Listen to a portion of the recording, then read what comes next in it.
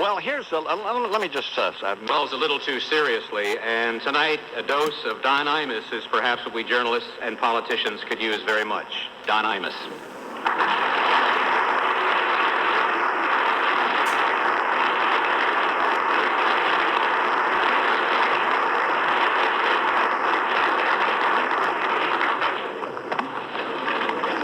Thank you very much.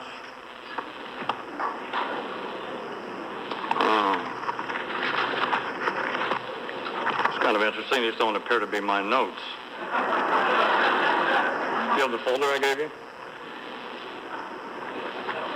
Well, where did this come from? Well, nobody leaves stuff like this just laying around.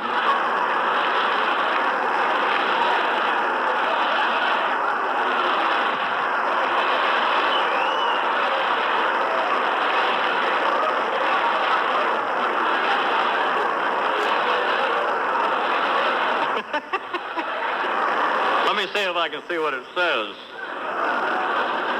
S. McDougal called again, says bank needs check-in statement, told her both were in mail, ha ha ha.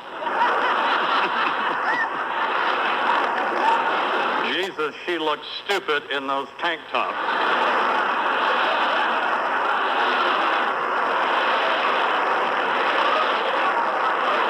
Maybe I'll just hang on to these.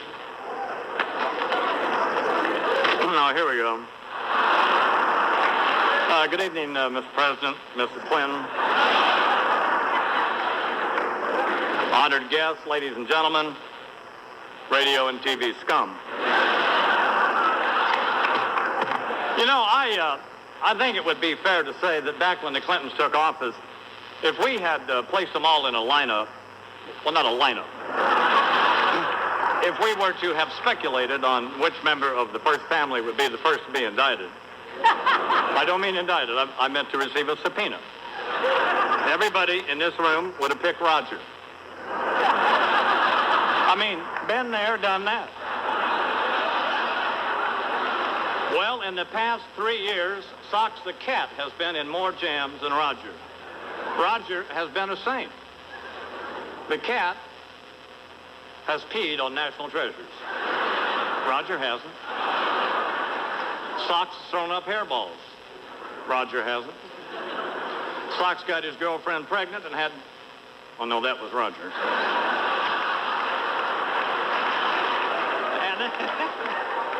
And as you know, nearly every incident in the lives of the first family has been made worse by each and every person in this room, the radio and television correspondents, even innocuous incidents. For example, when Cal Ripken broke Lou Gehrig's consecutive game record, the president was at Camden Yards doing play-by-play on the radio with John Miller.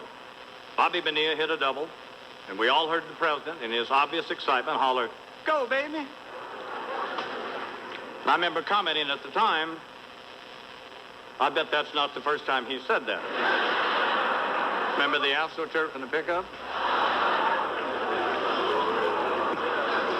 And my point is, there is an innocent event made sinister by some creep in the media. Although, in some cases, the Clintons have not exactly helped themselves. Imagine if back in 1978, Mrs. Clinton had not said to Mr. Clinton, "Honey, Jim and Susan are here, and they've got some riverfront land for these great vacation homes, and maybe we can make some serious money." And he said, "God, I love this Reaganomics." Or later, she said, "Bill, I talked to Webb, and he said, put down 600 hours. And he said, "Wow, that's a lot." She said, "Yes, I think 60 makes more sense." And recently, somebody said, "I don't know, I left him on the table in the book room." Which reminds me, in light of the controversy that surrounded the publication of Mrs. Clinton's book, perhaps Anonymous should have written It Takes a Village. And then there's Senator D'Amato's book, It Takes a Village Idiot. The senator suggests that the Clintons hung around with unsavory characters in Little Rock. What the hell is he talking about? All of his friends have bodies in the trunks of their cars. By the way, my candidate for primary colors is Susan Thomas's, the literary agent. I think she wrote it and simply can't remember. was asked to speak here tonight and was told who would be in attendance, my initial thought was, well, I've already said almost every awful thing you could say about almost everyone in the room. And then I thought, well, almost everything. And I recognize I'm not going to be invited to Renaissance Weekend or that Bohemian deal where Newt, Rush, and Dick all sit in a teepee, naked, beating on tom-toms. I won't be having lunch with Peter Jennings and some Hollywood nitwit, so this could actually be fun.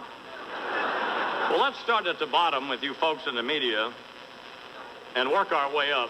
Do you remember the infamous curbside shooting photograph from the Vietnam War?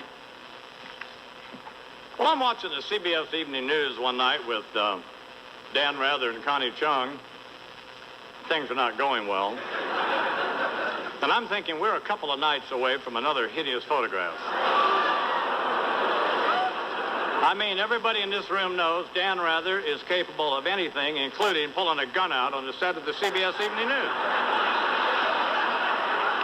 Dan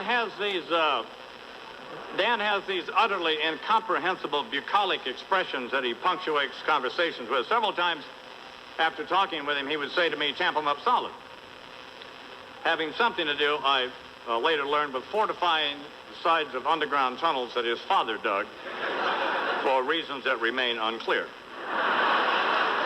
Now, I'm hard of hearing impaired, I guess would be better, from wearing headphones for a long time. So I thought he was saying tampons are solid.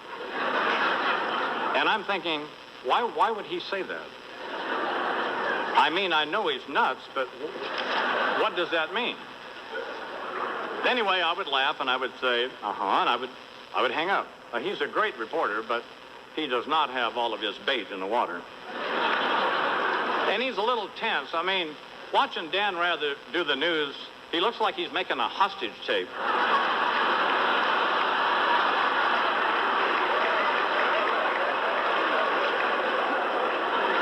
They should have guys in ski masks, and AK-47s just stand off the...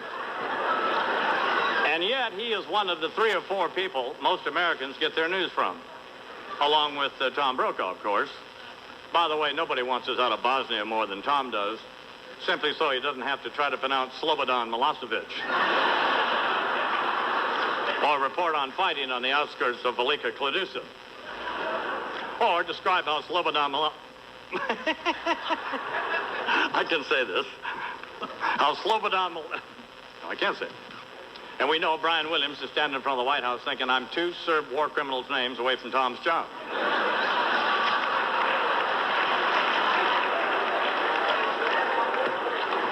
And then there's Peter Jennings, who we are told more Americans get their news from than anyone else, and a man who freely admits that he cannot resist women. So I'm thinking, here's Peter Jennings sitting there each evening, elegant, erudite, refined, and I'm wondering, what's under his desk? I mean, besides an intern. The first place a telecommunications bill should have mandated that a V-chip be placed was in Mr. Jennings' shorts. My favorite moment on World News Tonight was when Peter threw it to Cokie Roberts, who we were told was standing outside the Capitol building. Remember that, when they chroma keyed Cokie outside the Capitol? That happened during my friend Rick Kaplan's watch. Bill Clinton's worst media day, when Kaplan left as executive producer of World News Tonight because he'd humped the Clinton administration harder than O.J. has his video. The only thing he didn't do was run a crawl of the Clinton Defense Fund's 800 number with a shot of Sally Struthers sobbing into the camera. By the way, I like Sally Struthers, and I think she's a sweet, harmless soul doing God's work, but if you're going to go on television and beg for food for starving children, I mean, shouldn't you maybe eat a little less of it yourself? I mean, I don't think the plight of suffering children is amusing. I've raised personally millions of dollars for children with cancer and millions of dollars for parents who've lost children through sudden infant death syndrome. But what are these people thinking about when they send her to a village in Ethiopia full of starving people? I mean, they might as well send the fat guy from Wendy's. And by the way, this is really awful. If you're Peter Jennings and you're telling more Americans than anyone else what's going on in the world, shouldn't you have at least had a clue that your wife was over at Richard Cohen's house? She wasn't at my house. Bernard Shaw and Peter couldn't be here tonight. He went to the movies with Alanis Morissette. Bernard Shaw and Judy Woodruff round out our network news anchors and deserve mention only to recognize that Bernie has greater nut potential than even Dan Rather. If not for CNN, Bernard Shaw is at the post office marching somebody around at the end of a wire coat hanger and a shotgun. And then there are the Sunday morning news programs. This week with David Brinkley. I love Mr. Brinkley. He's an American icon. He and I both had similar surgeries, and I recognize that Mr. Brinkley is 75 years old. He's adorable. He also, frankly, looks like E.T. One of these mornings, I expect him to say, "Cokie, phone home." Well, he's not the only extraterrestrial on the program. There's also Sam Donaldson and George Will. First, Sam, the New Mexico sheep rancher. You would think anyone who's taken as much money from the government and wool subsidies as he has could come up with something better to put on his head. I mean, what is that?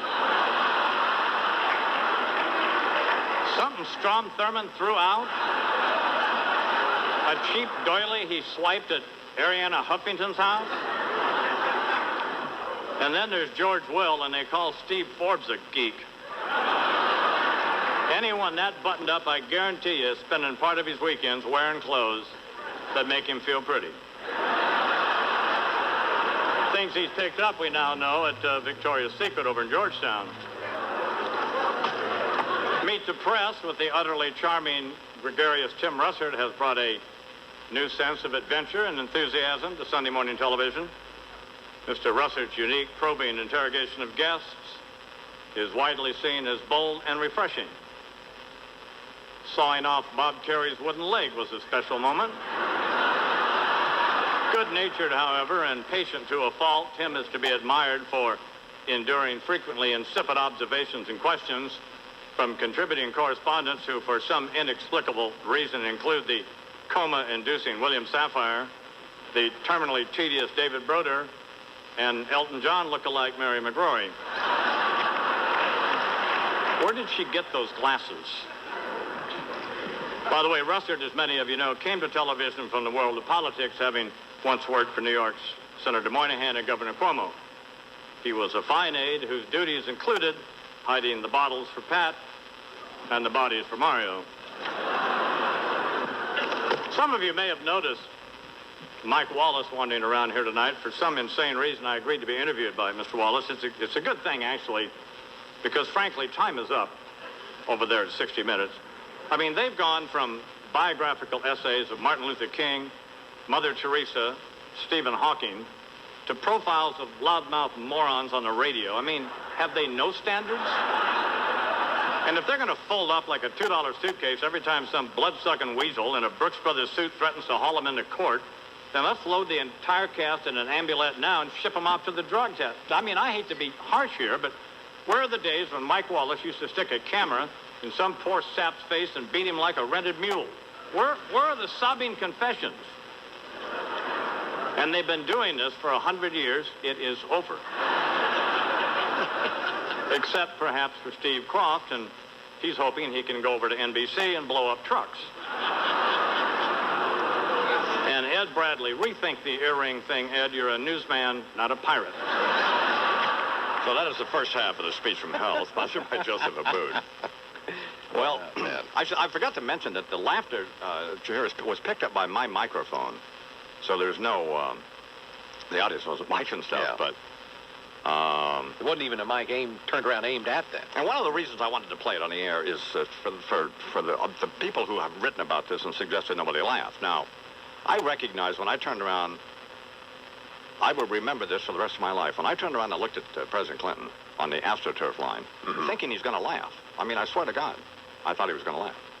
And he was glaring at me like you. I mean, I can't describe it. Right. So I had a decision then. Obviously, the speech was memorized, so I could have cut anything. But I honestly, in my heart, believed that it was innocent material, most of which I had said to these people personally on the radio. Certainly. And I'm not naive or stupid. I recognize that saying things on the radio to people, whether they're sitting across from me or not, and standing up in a ballroom in front of 1,800 people, not 3,000, where you can actually see them. I could look Mike Wallace in the eye and Dan Rather in the eye as I was making fun of them, is a different thing. But when I looked around, and he didn't laugh at that line, and the First Lady was not amused at the Whitewater jokes, I mean, I knew that we were looking, I was in trouble. It'll be a long half hour. Because I knew that there was some material coming up, and most of it, by the way, was about the media. It had nothing to do with Clinton. Yep. But I just decided, just made that decision that I was going to do it. Because I came down, I did not have a malicious bone in my body about any of this. It's funny stuff. And all of these people knew exactly what the deal was when they invited me. Of course. Funny stuff, but pretty darn mild. But it was getting hot, and the I-Man was starting to perspire. Yes, he was. But it was partly because I'm telling you, that was some enormous pressure. Jesus God. Oh, I can't have. I mean, but I was not going to cave in on him. Good man. And you know, Mort Saul had a good point. There's millions of people in this country who trust me a lot more than they trust politicians and people in the media. True. And I was not going to fold up like a $2 suitcase because in my heart I didn't believe there was one malicious thing there. Now, I know, I understand the Peter Jennings thing is questionable, and if Mr. Jennings is offended, I apologize to him. But other than that, I don't apologize to anybody for anything that I said there other than Peter Jennings. But I thought that this is an event, as I said before, happened years ago. Jesus God. and I have to sit here every morning and hear about Howard Stern making fun of me being a drunk and a cocaine addict and some of the other events in my life. I mean, sure, wishing you're dead. Oh, Jesus. I mean, come on here. Get over it. Nobody gets made more fun of than me. So now here's part two. And listen very carefully, because I'll stop it at this point and then replay it. All right. We are now 15 or 16 minutes into this speech.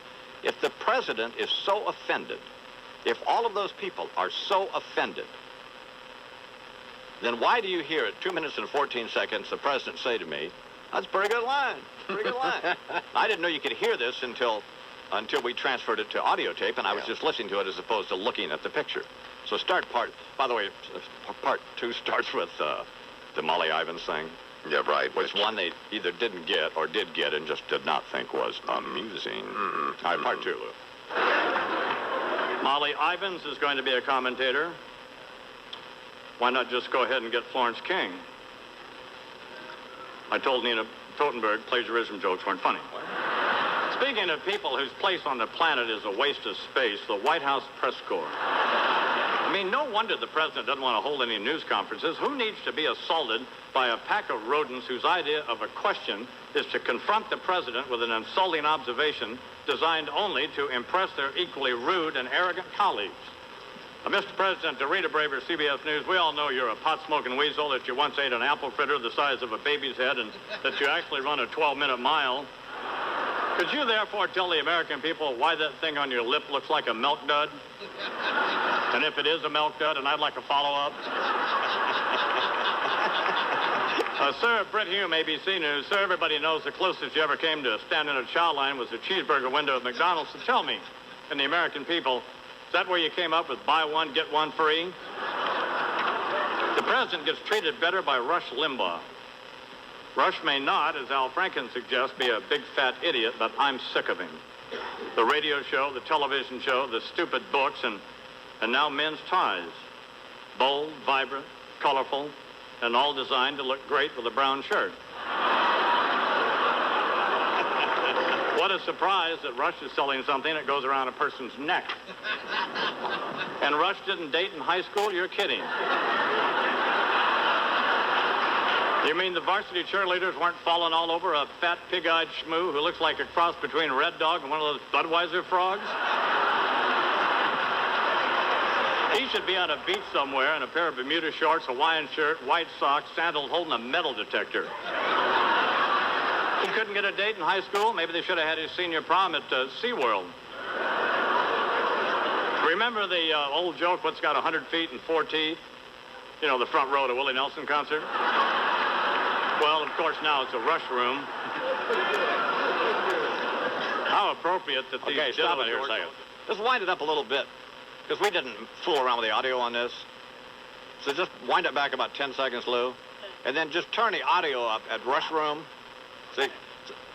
So you can hear the president? Yeah. If he's so offended, if he's so outraged, as that little punk Mike McCurry suggests, then why is he commenting on lines at 18 minutes into this speech? Play it. Your prom at SeaWorld. Remember the old joke, what's got 100 feet and 4 teeth? You know, the front row to Willie Nelson concert? Well, of course, now it's a rush room. How appropriate that these ditto dorks all get together and eat and listen to Lard Bud. And then there's Newt. Who names a child Newt? I mean, only slightly better than a boy named Sue. Well, he came into the world from the right side of town, Georgia boy who was big and round, dreaming one day he'd wield power absolute. He's a guy who spends a lot of time in the fridge, and there's no wonder he wants to bring back the orphanage. You would, too, if your parents named you Newt. Now, all you atheists had better beware, because school children's heads will be bowed in prayer, beseeching the Lord to get rid of the poor and the queers. Remember, Newt and his conservative protégés were going to fix this country in 100 days, and he was so proud he was on the verge of tears. But now the ethics folks are snooping for cash, and his cheesy book was less than a smash, and the polls all report he's held in disrepute.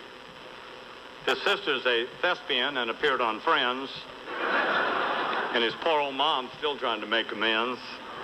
I'll tell you, life ain't easy for a boy named Newt. And it was Newt, remember, who wanted to give every kid mired in the poverty of urban America a laptop computer. Not nearly as popular as Phil Graham's plan to give every white male in the country a lap dancer. My friend Kinky Friedman, who headed Gay Texans for Graham, told me early on that the senator was not going to be president. Now, of course, we all know that. I was in Las Vegas when the news broke that Senator Graham had financed a porno movie. It was better than having Ed McMahon hand me a check for $10 million.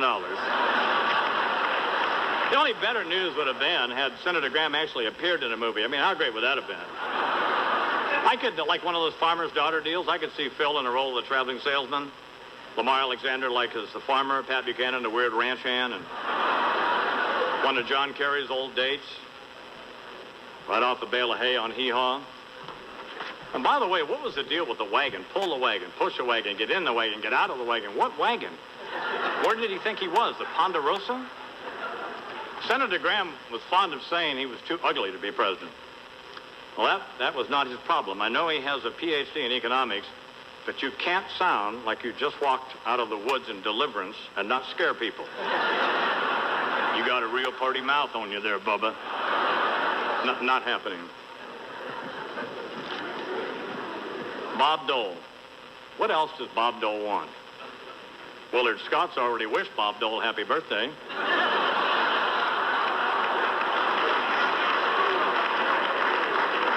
Twice. Bob Dole should be pleased. Bob Dole says, tell Willard Scott to stop lying about Bob Dole's age. And I agree with Ted Koppel. Pat Buchanan has a certain inherent charm. However, if he gets elected president, 2 weeks later, somebody's knocking on your door at 3 o'clock in the morning. Just checking. Kind of a name is Imus. Although, all this stuff about Pat being anti-Semitic, I don't know about that. A lot of people aren't aware that he lost a relative in a concentration camp. His uncle fell out of a guard tower. Mort Saul made the original observation that people who talk most about family values are all on their second and third wives. And I would point out that they all have families you could rope off and charge admission to view. You throw up a tent, put Pat Buchanan, his brother Bay, Newt, Mom Candace, and Hugh Rodham in it, and you're looking at a theme park. Now, I love Ronald Reagan, as do most Americans, regardless of politics, but man, what a weird family. Nancy staring at him like a glass-eyed Mooney on mushrooms.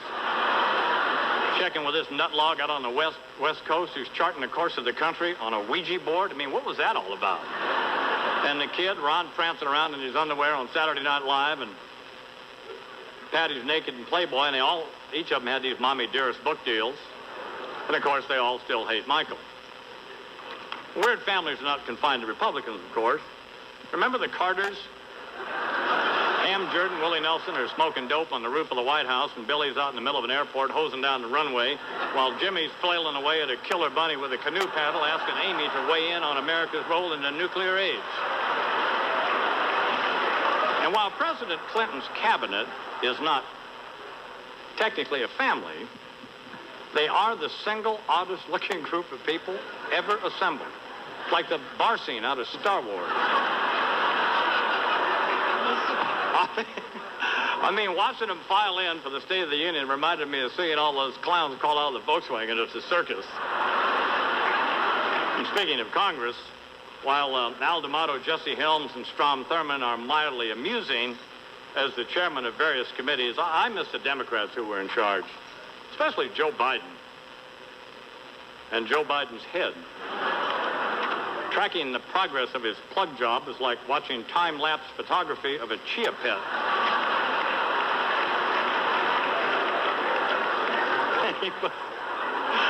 He was most entertaining, however, as a committee chairman conducting hearings, because Senator Biden always looked to me like he was coming on to the witnesses, usually women. So, Anita, when this is all over, you want to have a drink? And although he's disappeared, he hasn't, as have 13 of his colleagues, actually quit. Of course, there are those Democrats who are not only staying, but are doing so with renewed vigor and enthusiasm, mostly by becoming Republicans. With several noble exceptions, John Kerry of Massachusetts among them, which now gives me the opportunity to express my regret at having referred to my friend Senator Kerry upon his marriage to Teresa Hines as the Larry Fortensky of the United States Senate. Which reminds me of poor old John Warner. The senator marries Elizabeth Taylor, one of the most beautiful women in the world. 3 weeks later, he comes home. She's sitting in the kitchen playing Deal-A-Meal with Richard Simmons. I mean, how do you get that fat, that fast, and not live in a trailer? And then he has to choose between Chuck Robb and Oliver North. I mean, what's the deal with his karma? But back to Senator Kerry. I also now recognize that it was irresponsible to suggest that he was a suspect in his own wife's unfortunate mugging. If the authorities thought it made sense that a senator from Massachusetts would be in Puerto Rico on a fundraising mission during the time of family crisis, it should have made sense to me as well. However, when I initially thought about it, it only seemed slightly more plausible than chipping golf balls at 10 o'clock at night. But the senator and I are past that, and in fact, it has drawn us closer. And yes, some unanticipated good for other Democrats came out of the Republicans gaining control of Congress. Senator Kennedy, for example, was forced to focus and take a bride, leaving Chris Dodd the opportunity to get his bearings and realize, hey, I'm a United States senator. Maybe I shouldn't be crawling around on the floor of this restaurant. In fact, as you know, Senator Dodd has recovered sufficiently to become the general chairman of the Democratic National Committee and will play a pivotal role in the president's re-election effort. In fact, he has a couple bumper sticker ideas. Clinton Gore, please raise your right hand. Or perhaps Clinton Gore, 4 more, or 5 to 10. Now, we're not sure what role James Carville or his dog will play in all this, but isn't it just like a Democratic consultant to come along and make a mess and then expect somebody else to clean it up? And while I am not one of, obviously, Bill Clinton's advisors, and it's not that I think Al Gore has done a horrible job, however, if I were the president and I wanted to make sure I won in November, I'd ask Colin Powell to run with me. Stick Dole with that dork from Michigan. However, it appears it will be Bill Clinton and the albatross, Al Gore, for the Democrats, and Bob Dole and someone slightly less cranky for the Republicans, and the jug-eared little Martian from Texas for laughs. One of of the things it seems to me that the media ought to think about in the coming months, particularly in this election year, consumed by the chaos of the campaign, is the sensibilities of the people who you cover, the way you cover them, and your treatment of them as individuals. For if nothing else, they are all good and decent people who, for whatever reasons, have chosen to devote the bulk of their adult lives to public service. People who possess a passion for ideas and ideals to which they have committed extraordinary energy. It is almost always irrelevant and short-sighted to seize only on the unfortunate human imperfections of people who, frankly, have demonstrated an often puzzling willingness to endure great sacrifice, both personally and professionally, for what they see as a noble summons to serve the greater good. More often than not, however, that is exactly the case. You folks focus on each misstep, every misspoken word, each testy outburst. Do they not deserve some degree of our respect? To be treated with a dignity that at least acknowledges the mission of altruism they believe they're conducting. Shouldn't we be willing to give them some benefit of the doubt? I don't think so. Thank you all very much. The Imus in the Morning speech from hell. Yeah. Sponsored by Joseph Abub. Well, now, just exactly who was offended? Yeah. Now, where was it? Where were these offensive things now? But there were some tense moments there. There were we some could tense hear. moments, yeah. Particularly when you referred to democratic powers that be. Interesting. Nobody's complaining about me hammering Rush, isn't it? No. Imus in the morning. Yes, I'd like to get this incredible. He's abominable, lower than low, contemptibly stupid and full of bull. Hey, Bubba, will you shut up about Imus already? I'm not talking about Imus, Beavis. I'm talking about David Hale. I'm practicing. For your videotape confession? Not confession, Beavis. Deposition. Oh, that means testify under oath, right? Right. But it doesn't necessarily mean I have to tell the truth.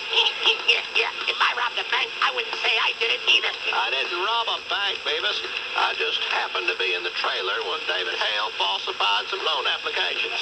I have a very minor role in this. Oh, yeah? What role is that? Unindicted co-conspirator. Unofficially, that is. For now. A man is innocent until proven guilty, Beavis. Unless you're OJ, then you're guilty even after you're proven innocent. Except I can guarantee you I'm not going to have some Cato Kalin type give me up after the fact on the Geraldo Rivera show. Oh, yeah? How you gonna make sure of that? Let's just say there's a very good chance that a knit cap and a pair of my bloody gloves might be found over at Jim and Susan McDougal's house. You can make a few bucks for your defense fund off a video. The tricky part will be getting Hillary's DNA on the gloves. Here now, Nancy Collins from ABC Television. Good morning, Miss Collins. Good morning, Iman. How are you? I'm fine. How are you? I'm good, thank you. So, you're going to tell me now that you interviewed Larry King Yes, for Primetime Live, yes. and he didn't hit on you. He didn't. I don't know why people are so amazed to hear this. He was really a gentleman. Have you ever been out to dinner with him? In a group. Yeah, in a group. You see, I don't talk about my private life, Imus. I leave that up to you. If your radio sounds funny in the morning, you're listening to Imus in the morning. Well, what would be wrong with you and Larry King? Well, I just hadn't thought about it in those terms. Jew, for crying out loud. What's he going to do for you? Nothing. He's a 70-year-old Jew. Oh, and unscrew his leg before he gets to bed with him. Imus in the morning. Sports Radio 66, WFAN. For a limit. Yeah, Imus in the morning. In your shorts, 2020 sports. Cuddle it swings, and there it goes to deep right. It is high. It is far. There it is gone. In the upper deck, a 3-run home run for Tettleton. And Texas has a 5-1 lead. Yankees get blown away in Texas. Good morning. Mike Brainwood Sports. John Sterling, the call on WABC Radio. Yankees dropping both games of the doubleheader to the Rangers. They lose a pair, beaten in both. Come up empty in the twin bill. Fines, 7-2 and 4-1 the finals. Losing pitchers in the games for the Yankees, ironically, Dwight Gooden and Steve Howe. How did Gooden look? I watched a little bit of it, but I couldn't tell. Guess neither Gooden or Howe had their good stuff. That'll be fine. Jesus, God almighty. You know, you're disgraceful. Gooden's line, no pun intended, 5 innings, 5 hits, 5 runs. How did he do? How was his fastball? Fastball was obviously not that good. He lost. Yeah, he needs to work on that third pitch. He's working on a changeup, you know. I know about all this stuff. And worse yet, here's his reaction. You know, I lost the game, but overall I'm pleased with today. There we go. Well, Lost the game, but overall, well, it was his first start in a couple of years. Yeah, and he lost. He looked good. He wasn't sweating like, say, somebody giving a speech in Washington. So he looked pretty good. Yeah, he looked fine. But he needs to get that fastball up in the 90s. That ain't gonna happen. No. And Barnacle yesterday in the Boston Globe, did anybody read him? Affairs advisor, the late General George S. Patton. At ease, as you were, as you are, and as you shall be. All right, people, why have I called you here this morning? That's an Admiral Stockdale question. Now, raise... Let's see. What was we talking about? Six City. Restless people from the Six City. Burnt their homes down to make the sky look pretty. What can I do? I'm just a person. This is the line that we always seem to hear. You just sit. Things get worse and watch TV and drink your beer. Imus in the morning.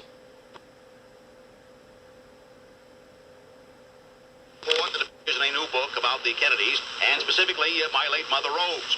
In the book, it is said that when my mother passed on, I, Edward, pulled the plug on her. I am here before you now to set... Funk that! Question. Why is it that every time I'm walking down the street, I must want to stop me just to ask me if I saw him on Letterman? Come on, man. Fuck that.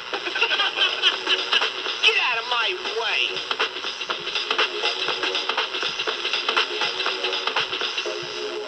Question.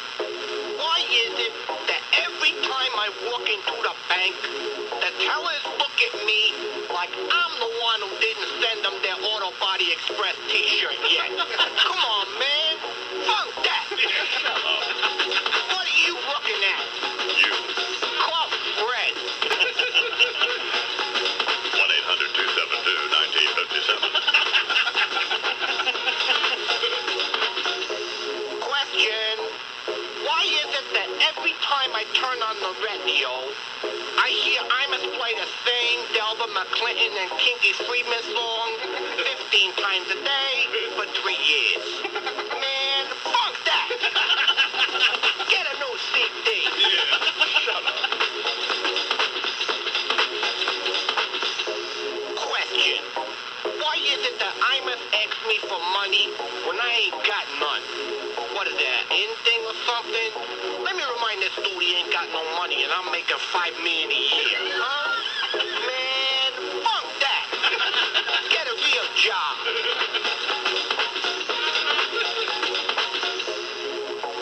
You know, every time I see my neighbor, he tells me how boring Imus is. And then look at me like I'm the one who interviewing Jeff Greenfield and Anna Quinlan. Come on, man. Fuck that. What are you listening to? Anna Quinlan won a Pulitzer Prize for writing columns on the op-ed page of the New York Times. She is a best-selling novelist. She has not been on for some time because she stopped writing columns for the New York Times, and here she is now. Anna Quinlan. Good morning, Miss Quinlan. Oh, come on, admit it, you nixed me off. That's absolutely not true. So I saw a picture in the paper of you and the president at Dartmouth. We actually talked about the fact that he was thinking of dropping Al Gore from the ticket and picking up Charles because he thought that Charles would have more appeal for the Christian coalition. If your radio sounds funny in the morning, you're listening to Imus in the morning. Well, wait, I got a joke for you. You might have heard it already. What's this? I don't know. Phil Graham making an investment. In the morning. Sports Radio 66 WFAN. Fine, how are you? Good.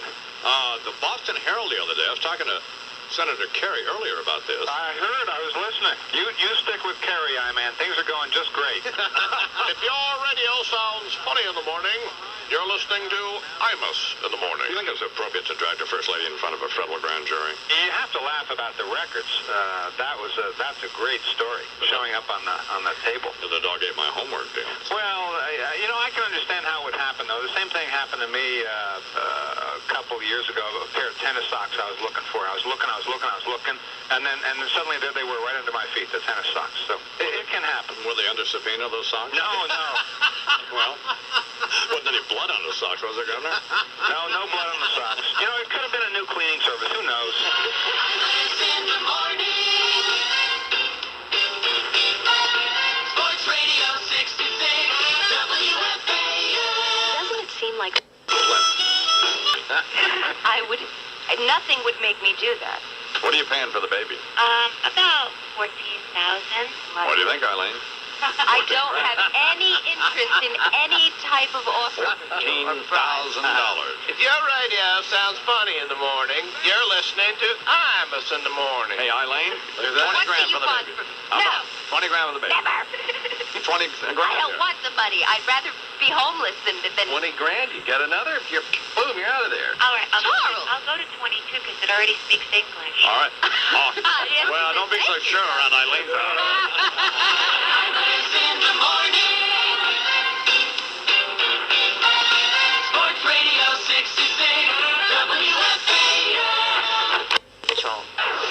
Imus in the morning, 2020 Sports rolls on. Davis feeds to the baseline to Garnetti. Drives by Christian. Chance! The rim is rocking. And Becky broke the rim. It's caught. It's pointing down. He broke the rim. Kevin Garnett is a man. Another nasty night in the NBA. Good morning. What was that? Mike Brain with sports. Our good friend Kevin Harlan the call. Our Minnesota Timberwolves victory over the Toronto Raptors at the Target Center, where the I-Man will soon visit. And several T-Wolves players already lined up to appear with the I-Man and talk some NBA hoops when he visits the fine city of Minneapolis. Not every story in the NBA today, however, a good one. Sad note to report, as America's team fell short yesterday, losing to the Supersonics at the Garden 108-98. At least Patrick played well. John Starks is mad at the Knicks' inconsistency. You have to do it every time. You can't do it sometimes. It's not a sometime team. You have to do it every single damn time. Well said, Starkey. Yeah, you know what I'm saying? Not going to be satisfied with Right. Every damn time. What happened to Patrick Ewing? Patrick came up short again. Missed a couple of shots. That's a lot of shots. Somebody watching TV the night before. Yeah, that Conan O'Brien. You know what I'm saying? Also from the NBA, Chicago Bulls lost at home. The 44-game home winning streak is history. Charlotte beat them 98-97. LJ, Muggsy, Raphael, Dale, and the Chief all getting it done as the Hornets sting the Bulls. Washington, meanwhile, stayed in the playoff hunt. They beat Miami 111-99. In baseball in Cincinnati, our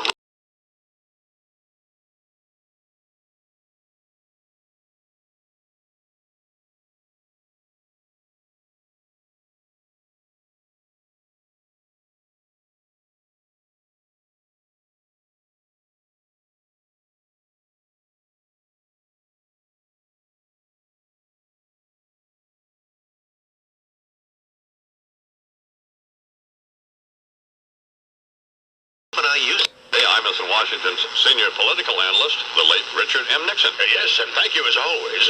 Imus in the morning. Good to be here. Good to be here. Though I must confess some degree of disappointment, JD, in that I had hoped you'd be wearing one of those insipid Western hats you so often affect. So that, given the observance we've just experienced, I could have sung, "In your Easter bonnet, you make me want to vomit." But enough of the frivolity, okay? Down to serious cases here. Issue 1, mail delivery. Oh, this just arrived for you, Dano. Very nice indeed. Little wooden box there, and what's that say? From Una Bottler, you suppose it is? Yeah. Somebody sending you a nice little piece of memorabilia from your crawling on all fours days? Well, it's Una something. I don't know. Go ahead and open it and see what... Oh, geez. Hello, Lincoln, Montana. Wrong guy. Wrong guy. He's still out there. Are you okay, Dano? Shut up. Picnic Nixon to FBI and ATF. If Mr. Kaczynski isn't the guy, I have a tip for your next area of investigation. Santa Fe, New Mexico. A known terrorist front company doing business as the Auto Body Express, run by a survivalist named New Mexico Fred. Did you see your brother on 60 Minutes here a couple of weeks ago? Yeah. You're telling me he isn't living with 2 dogs and a wad of dirty towels in a root cellar, working on a manifesto about the dehumanizing effects of the direct mail industry? Well, give me a break. You know, in listening to your very fine show, dude, I've learned that your brother, along with as many other eccentricities, owns 1 lame horse and 1 castrated horse, right? Yes. Inspired, I guess, by his humor on the one hand and his sex life on the other, huh? Just joking, Fred, just joking. Don't wash your dirty underwear. Well, although I guess there's damn slim chance of that, eh? What else? Oh, I know. Issue 2 or 3 or whatever it is. A whiter shade of pale. Or This Is Your Life, Don Imus. I concur with that fellow who called the program the other day and urged you to get some serious sun lamp time, lest you be mistaken for Greer Garson. Well, but she just died. And when's the last time you checked your pulse? You look like a 5,000-year-old Johnny Winter. And you know why, Dano? Mad C-SPAN disease. You've got to start weaning yourself off the tube, JD. You realize you got beside yourself over a William Weld, John Kerry debate on C-SPAN 2? Well, not even big boy C-SPAN? What do you do in your off time? Watch the image on your front door security camera? Deirdre, come quick. There's a leaf blowing by. Pitiful. Here's a lens you can peer through, JD. The Dick sign. That of Dick Nixon, dead former president of the United States, whose watchword wasn't go, baby, but rather lie, baby. Vincent, buddy Seance, Mr. Mayor. Good morning again. So there was a list of your expenses that somebody sent me. Which one are you interested in? The one that the $80 for hair care a week. No, that's not true. See, that was over a 3-year period. You know something, you could, if you want, I can give you the name of the barber. But look at this picture here. Remember, he's not a plastic surgeon, you know. If your radio sounds funny in the morning, you're listening to Imus in the morning. So you've been mayor now since 80... I've been mayor 3 decades. Well, I was mayor for going on my 5th term next time if I run. So when does this current term expire? Oh, when I decide. I don't know. Maybe that. Maybe. Imus in the morning. Sports Radio 66, WFAM. C-SPAN. Mr. Imus, you there? Good morning, Mr. Lamb. How are you? Good, sir. We've been talking about you. I know that. I'm trying to do my program and watch you. Let me just point out one thing quickly. A week before I did my speech on the reliable source page, they did an item about Joe Biden's hair plugs. The item was what Steve Forbes could spend money on now that he wasn't running for president. One of them was hair plugs for Joe Biden, and the other was that Steve Forbes could underwrite a wrestling team. If I'd have done a Steve Forbes wrestling team joke at that dinner the other night, the Secret Service would have shot me. By the way, you should know that Jeff Greenfield and Frank Rich both give you A's for your marketing efforts over the last couple of years. If your radio sounds funny in the morning, you're listening to Imus in the morning. We're going to run out of time. Is Bob Dole coming back on your show anytime? If he wants to be president. Imus in the morning. Sports Radio 66, WFAM. Imus in the morning. 2020 Sports. Ewing. Outside Davis, left side Stark. In deep now to Mason, driving, turns it home. Anthony Mason with a basket, which gives the New York Knickerbockers a 4-point lead. America's team back to their usual winning ways. Good morning. Mike Braidwood Sports. Spencer Ross with the call on WEEI in Boston. Knicks beating the Boston Celtics for the 14th straight time, 97-93 at the world's most famous arena. The only downside, Patrick Ewing gave teammate Charles Oakley an inadvertent elbow to the head in the first half. Oakley had to leave the game. His eye swelled shut, and he needed 6 stitches. But being the warrior that he is, the Oak man expected to play tomorrow when the Knicks resume action. Lakers lose a game and maybe their point guard. As last night in Denver, Nuggets kept their playoff hopes alive by beating the Lakers, but the story of the game, Lakers guard Nick Van Exel was given 2 technicals and ejected, but before he left the court, he ran over to the ref and pushed him onto the scorer's table. Van Exel now facing a multiple game suspension. Now, through my NBA contacts, I've been able to obtain an exclusive interview with Van Exel, and the 6'1 guard was not apologizing for the incident. Oh, yeah, first of all, I would like to thank God for giving me the strength to play every night. I would like to say that I think the ref made a bad call, and next time time you make a call like that, I'm gonna cut the mother. That's certainly not going to help. That Stinson not helping with the league office when they review the game film and the incident later today. He probably will be suspended for the rest of the season. I'm not happy with these sports reports, but go ahead. Big win for Portland. They clinch a playoff berth by beating the Suns in Phoenix. Senator from the state of Massachusetts, speaking on behalf of my junior colleague, John Kerry. I am addressing you today from Faneuil Hall here in downtown Boston, the site the other night of the first of 7 scheduled debates between John and Governor William Weld, who is challenging John for his Senate seat. Now, you may wonder, and not without cause, why I am still in a now empty theater, facing a now empty stage. If you saw me during the televised debate, sitting in the audience, you know the reason why. I am stuck in my seat. As you probably noted from your living rooms, I now look as though I ate my friend and colleague, Senator Daniel Patrick Moynihan, and my face is as wide as a compact automobile. So let the word go forth from this time and place, Faneuil Hall, that I shall serve out the remainder of my term from this seat, locked in place by my own girth, a prisoner of the excesses of a life of indulgence, for which I've never been required to do a thing, other than occasionally declare my support for this or that entitlement program, so that people I would have arrested for setting foot in my beach at Hyannisport can continue to bleed our great middle class dry. Who, in my view, won this past Monday's debate, Senator Kerry or Governor Weld? I say neither. For my money, the night's big winner was the studio director, who with admirable compassion got the camera off me, hearing I was about to give birth. However, that these two candidates are philosophical, ideological, and temperamental opposites was drawn most clearly, in my judgment, by style as much as substance. Governor Weld, conservative, Rudy Gazzuti, Bob's big boy haircut, shrill, on the verge of becoming a taller, red-headed Ross Perot. Senator Kerry, closed-minded leftist liberal with the modified Stephanopoulos hairdo that states he's in league with the Clinton administration, but like his hair, better behaved. In fact, perhaps much better behaved in view of the recent assertion by Senator Kerry's wife, Teresa Hines, that someone in their relationship was celibate for 12 odd years prior to their marriage. And that leads me naturally to the question I pose to each of you as I conclude my remarks today. In regard to Terry and John, ask not who is zooming who. Ask rather if anyone is zooming anybody. Or was the whole Hines-Kerry union simply a clever way for my colleague to claim the high road and avoid having to take PAC money? That's not necessary. Perhaps a matter for future Kerry-Weld debates. The next time I address you then, I shall again speak from this very spot. Although, hopefully, with a new look for Ted Kennedy, head shaved and in bathing trunks. Thank you. The preceding was a paid political announcement.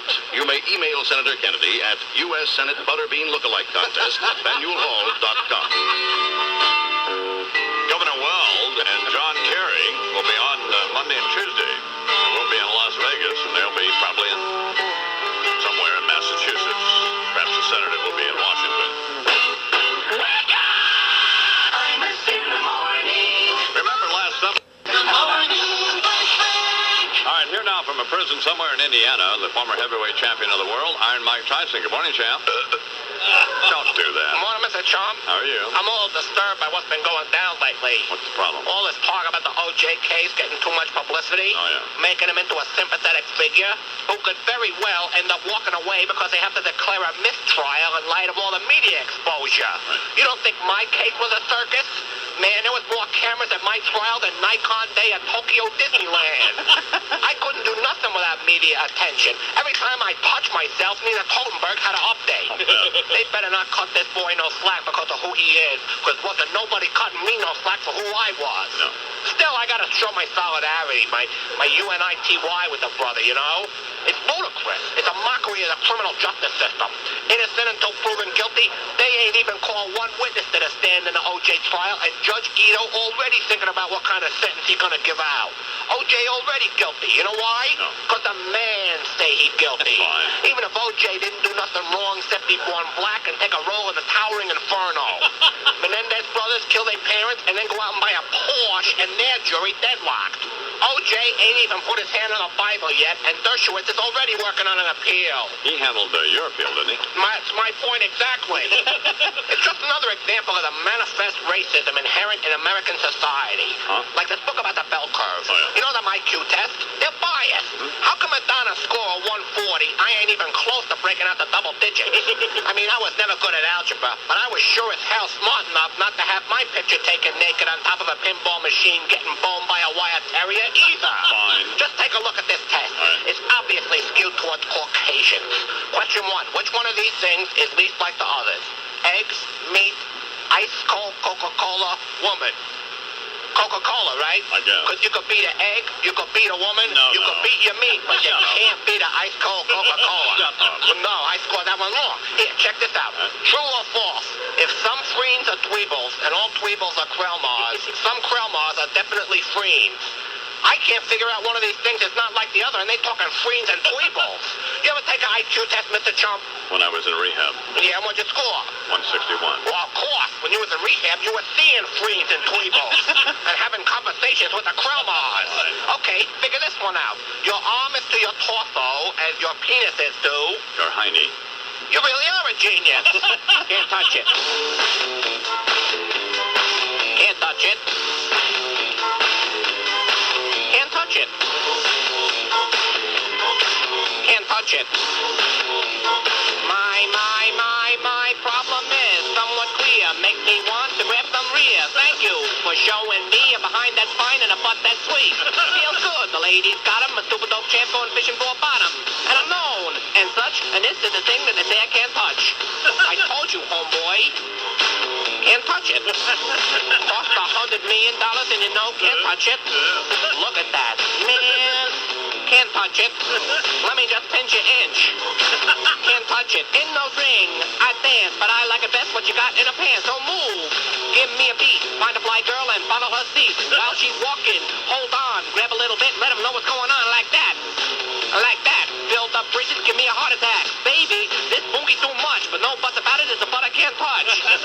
Yo, wanna bump a rump? Can't touch it. Why you standing there like that? Can't touch it. Yo, bang the gavel, course in session. Give me a judge or sentence, making a case for my repentance now. They right, they talk about Tyson, they talk about a fighter that's big and gentle, even if he's just a little bit mental, they say. It's queer, but life's a parade, and I'm bringing up the rear, you know. About Ruddock, he's another one, wanna grab them buttocks. That's the word, 'cause you know, can't touch this. I'm serious. Pick it down. Can't touch this. Pick it down. Oh, I gotta resist the temptation. But they keep turning the other cheek. I can do it. I can just walk away. Come on, champ, maintain. Uh-oh. Stop. Tiny time. Look at that. I mean, call my lawyer. That'll be enough. I'm going for broke. Well, it's a little embarrassing. Well, go ahead and tell it anyway. Had some time before the flight. You're all dressed up. There's two women munching on some bagels and stuff sitting by a table. Two fat women. Yes, they were a little on the large side. Okay, and I walked by the table, and just as I walked by the table, one of them says loud enough, "Well, all right." Just like it was humiliating. What if they'd have been two good-looking women? I think I would have had the same feeling. Oh, just get out of here. Get out of here. Now you're full of it. It was very embarrassing. You were starting to wear Fred's panties. If your radio sounds funny in the morning, you're listening to Imus in the morning. You're telling me if there'd have been two attractive women, you'd have felt exactly the same way. He would have said, "Hey, I'm Mike Breed. How are you?" I think the Knicks game. Sorry. I'm the voice of the Knicks, Fred. Of course, you know, after you turn the lights out of that hotel room, it don't make any difference. Imus in the morning. Hello. Sports Radio 66 WFAN. If you're looking for a great vacation, how about lock up? Go here, go on. Hey, Randy. Not too many years ago, when dreams weren't coming true, I'd reach for inspiration. Sometimes it would be you. I man, help him out there. I'd hear you on the radio. Well, I sure didn't like your sound. It's good to know there's still a few country boys around. Imus in the morning. The host of Imus. How are you? Well, it's obviously fitting only 48 hours after Easter. I'm on the radio. The man official Washington views as the Antichrist. If your radio sounds funny in the morning, you're listening to Imus in the morning. I went up the night of the speech, and what did I do? I blessed you 3 times. Yes, you did. And then to hear you this morning criticizing Senator John Kerry for a trickle of sweat, I'll tell you, halfway through the speech, you look like Patrick Ewing on the foul line. I was going to call in the NBA mop boys for Christ's sake. Imus in the morning. Sports Radio 66 WFAN. Two people expressed anger when he was asked about Fred Goldman. Can I get my hat and gloves back? That will be fine. No, you may not have them back. Sorry. I don't think he's gotten them back yet, by the way. No. We're going to open up an OJ museum. Yeah. Come see my hat and gloves. If your radio sounds funny in the morning, you're listening to Imus in the morning. Hanging had been Delaware's mode of execution up till June of 1986. He spun left, I think, 6 times, slowly spun back to the right 1 time. Come on, 1,000. Come on, 1,000.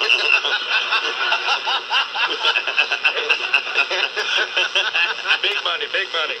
And yet, inexplicably, Donald, the Russian judge scores a meager 3.5 for degree of difficulty. But there, a perfect 10 for execution. Imus in the morning. Sports Radio 66 WFAN.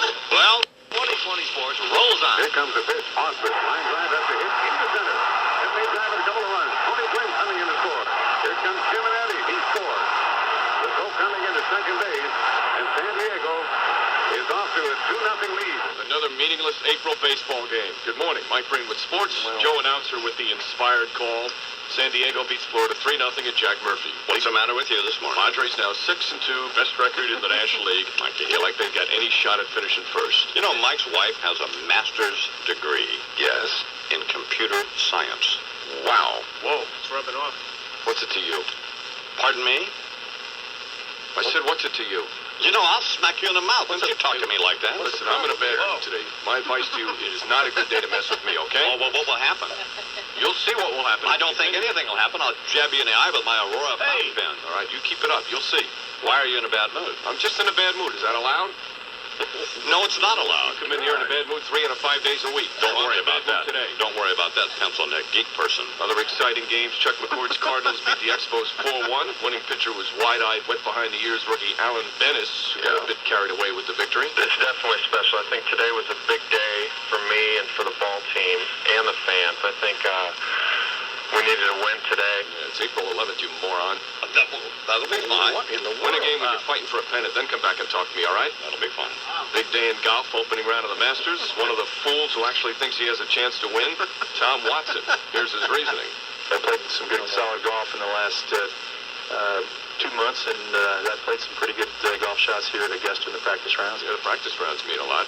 Well, Tom, book that Saturday morning flight home, all right? he's not going to make the cut. Are you suggesting that, Mike? Absolutely. All right. NBA Washington Bullets beat the Celtics in Boston, 122-108. Bullets still alive for that final playoff spot in the East and the chance to lose by 40 to the Bulls. Let's think lottery, Jawan, okay? Tonight in the NBA, America's team plays the Cleveland Cavs, the Knicks. What kind of Cavs? The Knicks, America's team, my ass. Mike, Whoa. Excuse me. we don't need that filthy language on this program. A lot of other scores that I'm really not interested in today. Okay. Any game. Realist and political gadfly struggling to sustain any degree of political viability. H. Ross Perot. Amos, I'm okay, you're okay. But Larry King's been having seconds at a British beef buffet. Saw what he said about you in that ink dribble he calls a newspaper column. Said when you gave that speech, did anybody notice that you weren't funny? Well, I'd like to offer you a second opinion, Amos. You were also ugly. Shut up. Just a joke. About as old as that one you told about the guy falling out of the guard tower. Now, here's what I want to know. How does Larry King criticize anybody about anything? You ever seen his TV show? I've been on his TV show. So have I. How's your rear end? You get all of Larry's lipstick off of it? Neither have I. That's part of the risk of going on Larry's show, though, Amos. Having to walk off off the set dragging Larry because his lips are clamped on your butt like a plumber's helmet. I'm telling you, the way he disses people's rear ends, he ought to be working on that Mitsubishi assembly line over there in Normal, Illinois, Amos, roping everything that comes by, don't you think? Oh, hey, look out. What's the matter? Didn't you see that? See what? Jesus, just damn near nicked your noggin, that's all. Uh-huh. What did? Never mind. I'll warn you if it comes back. You want fries with that? Pardon me? Anyway, where was I? Oh, who cares? Let's get the charts out. Right. Now, here's our race in 92. That's me with darn near 20% of the vote. You see that? And this here chart, this here's my polling outfit's projection for 96. Again, looks to be around 19-20%. Analysis, Amos. I did good in 92 running with poor old Admiral Stockdale. Got that sympathy going for me. So the way I figured, what I got to do in 96 is find another nut. Look in the mirror. Ha, ha, ha. Not only are you not funny and look like something they flopped up out of one of them mass graves in Bosnia, you're stupid, too.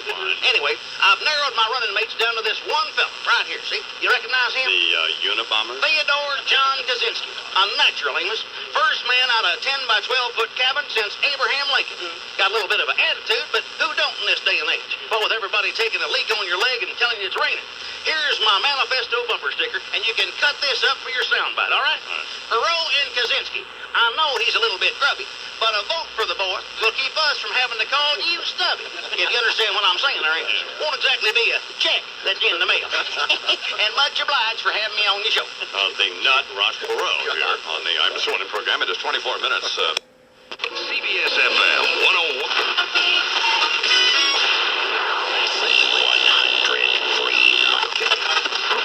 It's your mind that's in trouble. Here, Imus in the morning. Robin Leach. Hey, Bubba, what's the deal with that stupid haircut? The white jumpsuit. Shut up, Bavis. I'm gonna say. Bright Light City better save your soul, 'cause there's no telling what'll transpire. Our man in Vegas gonna take control, wearing Santa Fe red attire. What you see there in the lobby, it ain't no mirage. It's Imus and Chug with the whole entourage. Prepare yourself for a hate radio barrage. Imus Las Vegas. Imus Las Vegas. There's a show in the main room with a nude chorus girl singing about that old time rock and roll. But Imus on the phone with Dan Rather and D'Amato talking O.J. Newt and Bob Dole. At the crap table, somebody just won again. He's a crap. Iman's in his room watching CNN, waiting for equal time with Mary Madeline in Imus Las Vegas. Imus Las Vegas. Hideous Vegas with the Wayne Newton, Dr. Shane, and Imus still complaining. Doing the show is so tough. Hideous Vegas, where you'll find that your best bet is he'll drop another stop set. I tell you, folks, it really can't suck enough. How I wish that Siegfried and Roy could make this panel disappear. What a bunch of mouse. UNLV look like choir boys to me now that Imus in the morning is here. If you need me, I'll be by the slot machines with a blonde and a redhead brunette in between. My man, are you sure that they're over 18? Imus Las Vegas. Imus Las Vegas. Imus Las Vegas.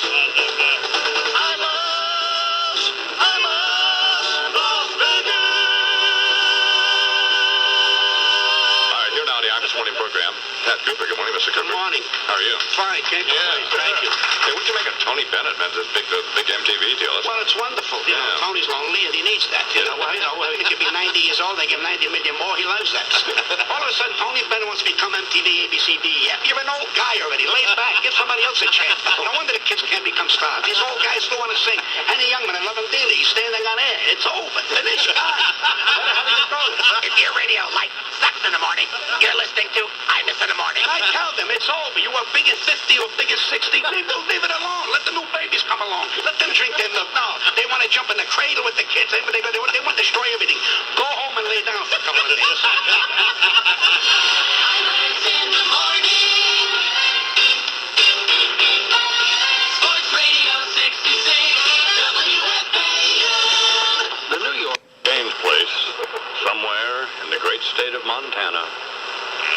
Limbaugh. Endless tracts of pristine, unspoiled wilderness, vast expanses of infinite azure sky. Ah, behold the stunning spectacle. You know, I'm not big on the conservation of natural resources, endangered species, or any of those other eco-Nazi environmental issues. If a spotted owl loses its life when a tree is cut down, better him than me. That's pure Darwin at work. But I must admit that after experiencing the natural beauty and wonder known as Montana, I am duly humbled and impressed. Your friends at the Montana Board of Tourism want you to know that their state isn't just a refuge for paramilitary malcontents or homicidal hermits. It's a vacation wonderland. America the way it ought to be. Wide open spaces, both on the ground and in between the ears of some of its more than 870,000 member population. It's big sky country. Over 147,000 square miles of purple mountain majesties and fruited plains. So when you consider that the odd bad bomber and militia loon only inhabit a mere 10 by 12 shack or cabin trailer, there's plenty of room left for you. And room there is. About half the state is grassland. Not very good cover, mind you, but in the event of a violent overthrow of the existing government, there are more than 22 million acres of forest land, which means there are plenty of trees to hide behind. The economy is dominated by agriculture, with livestock representing about half the state income. So if you too decide to drop out of society and live like a mountain man, not only is there food in abundance, but during those long periods of soundless solitude, your physical needs can be attended to as well. With a peak elevation of 12,799 feet, it's plain to see why so many free men experience a Rocky Mountain high. It's a place that can be the muse that inspires a writer to come up with 35,000 words of prose. Somewhere one can escape to and feel hidden. I bet that's one of the main reasons Montana is known as the Treasure State. The Western Meadowlark, the Ponderosa Pied, the Custer Battlefield, all this and the fact that the state has consistently voted Republican in presidential elections since 1968. So don't buy into all the bad press they've received of late. Visit the paradise where the occasional reactionary recluse only helps to keep the wild in wildlife. Come to Montana, where a man can really make a stand. Or, for that matter, a stand-off. This land's not your land. This land is my land. 'Cause you weren't born a true blue American. I'm an ethnic purist who protects his borders. This land belongs to only me. This land is my land. It isn't your land. It's not Jamaica, Haiti, or Pakistan. I suggest you all go home to your motherland. 'Cause this land belongs to only me. As I was walking down by unemployment, heard towelheads talking of overthrowing our government. I'm declaring open season on all illegal immigrants. 'Cause this land's overrun by refugees. This land's not your land. This land is my land. 'Cause you weren't born a true blue American. I'm an ethnic purist who protects his borders. This land belongs to only me. Between all the faggots that are being outed, feminazis and wetbacks, it's getting crowded. Too many Negroes on welfare. Bubba doesn't think about it. But this land's being hosed by Hillary. As I went walking, I saw signs in Spanish. Why can't they learn English? I wish they'd vanish. They can take the Jews with them, and a few thousand Amish. Till this land is free of minorities. This land's not your land. This land is my land. 'Cause you weren't born a true blue American. I'm an ethnic purist who protects his borders. This land belongs to only me. There's been an invasion of the non-Caucasian, boatloads of Asian, and the black persuasion. Prevent the white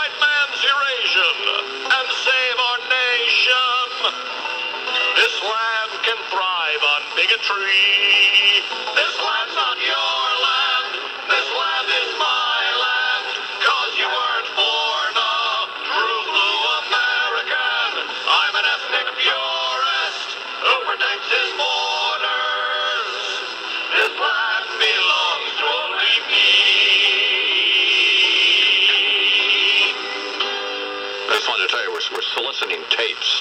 We need your recommendation. Oh, you didn't do that, did you? We're still going to use Minko. I explained this to Minko. Right.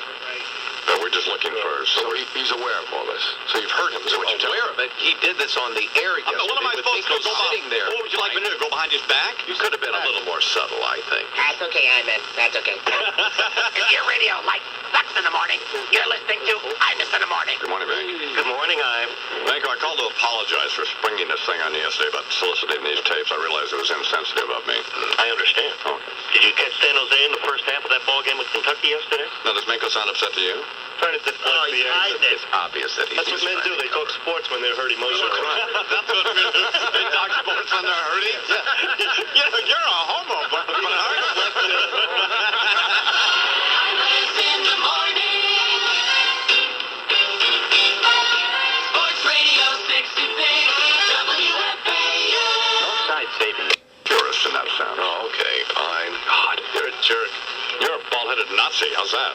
You're a wrinkled-up old doofus. What? Pardon me? He said you're a wrinkled-up old doofus. How would you like me to come in there and perspire on you? Huh? Come on, bitch. I don't think "come on, bitch" is the way you want to refer to your boss, do you? If your radio sounds funny in the morning, you're listening to Imus in the morning. What's that beeping sound, anyway? Is it beeping? No, I do. I mean, you wearing a heart monitor or something? No. Batteries on your penis implant going in there?